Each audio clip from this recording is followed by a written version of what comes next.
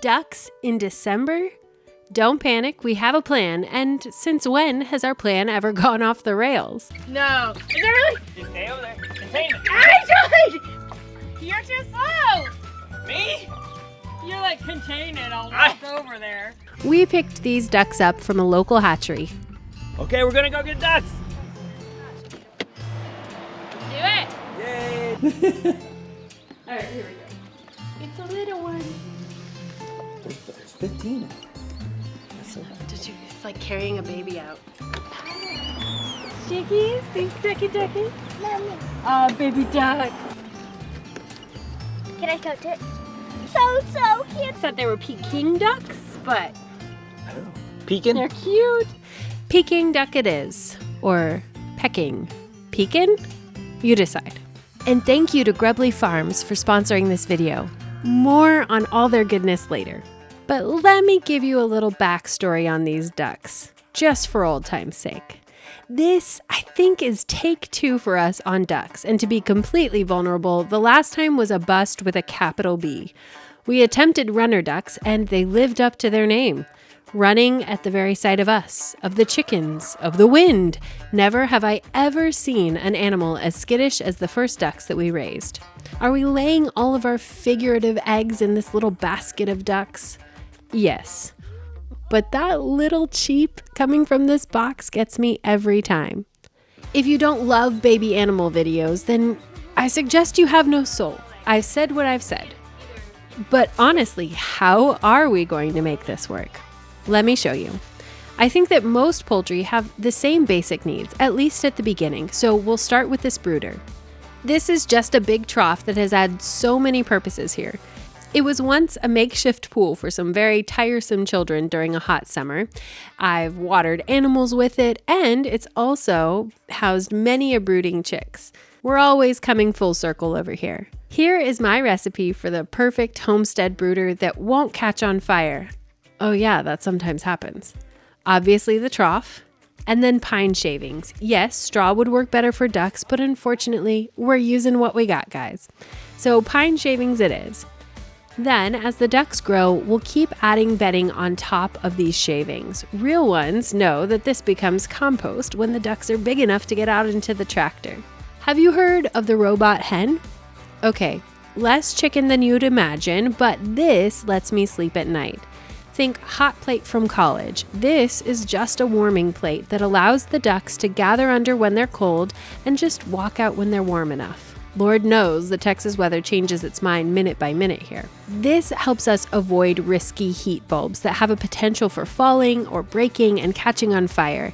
This is not a high probability, I understand, but instead the warming plates gives us zero risk, and I like that better. I like to use a chicken feeder for the ducks' water because it allows them to dip their beaks in but keeps them from swimming in it and, quite frankly, keeps it from getting mucky and poopy. These babies will come hungry, so this starter feed is the last thing we want to add. We've raised a lot of birds here and just about as many feeds. Something I didn't know when we've used dried bugs in the past is that not all bugs are created equal, and not all bugs in my Amazon cart were actually good for my animals. So when Grubbly Farms reached out, they shared with us that they're an American company run by actual people who are pursuing the highest quality of animal feed on the market. With plans for a full-fledged pet food line to come, we knew that their vision fit ours.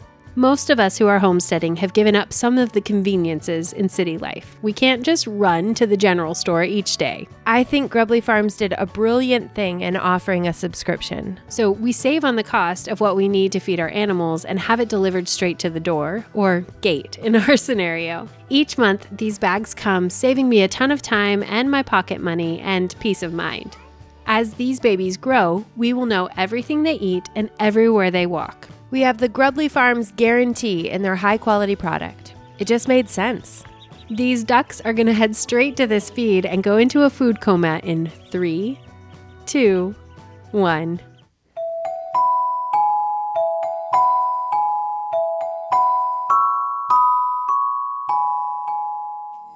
Creating space on our property for these fluffy little squeakers is a top priority, and it will do wonders come our summer months. I cannot wait to keep you updated on how different our property looks after 12 full months of drought-proofing effort. I guarantee this beak will be with us for the ride. I'd say the pursuit of drought-proofing our property comes with some pretty cute perks. Holy cow, is there anything more adorable than baby animals? There are as many ways to brood your baby ducklings as there are miles to the moon. Some folks will pack them into a shed or garage or even their bathroom, but I have smelled week-old ducks and I am not about that indoor animal life. So we build a lid with a hardware cloth that fits the brooder and still lets us get in to change the bedding and the food and the water. Homesteading ingenuity at work here, friends. Speaking of using what you've got, we have a grand plan for these snuggly ducklings. A pocket pond that will double as water catchment in one of the low points of our property. A duck house, maybe on wheels. We have some feed experiments with Grubbly to see if our egg yield will increase, an egg collection, and even some more hatching out to create a sustainable flock.